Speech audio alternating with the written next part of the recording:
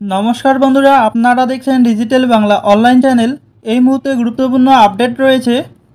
চ্যানেলে নতুন দর্শক হলে অবশ্যই চ্যানেলটিকে সাবস্ক্রাইব করে পাশে থাকা বেল আইকনটি অন করে রাখবেন। সরকারি কর্মীদের জন্য সুখবর আসছে। ডিএ নিয়ে বড় সিদ্ধান্ত। কত শতাংশ ডিএ বাড়বে বিস্তারিত জানুন। খবরটি প্রকাশিত হয়েছে একটি সংবাদ পোর্টালে।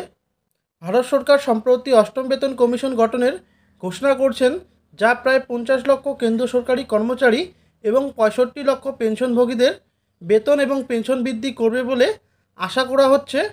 এর মধ্যে ফের সুখবর হতে চলেছে কেন্দ্রীয় সরকারি কর্মীদের জন্য। খুব শীঘ্রই ডিএ বাড়তে পারে।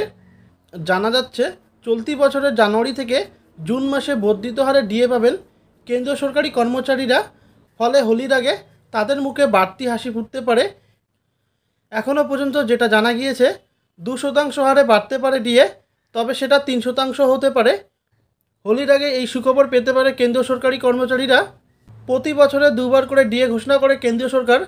প্রথম ডিএ ঘোষণা করা হয় জানুয়ারি থেকেই। যদি এবার ফের কেন্দ্র সরকারি কর্মচারীদের ডিএ বাড়ে, তাহলে তাদের ডিএ 53% বেড়ে হবে 50%। এই টাকা তারা পাবেন বেসিকের উপরেই। আগে ডিএ বেড়েছিল 2024 সালের অক্টোবর মাসে।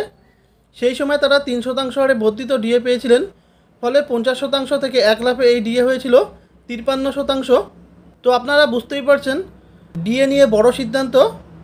কেন্দ্রীয় সরকারি কর্মীদের জন্য খুব শীঘ্রই বাড়তে পারে ডিএ।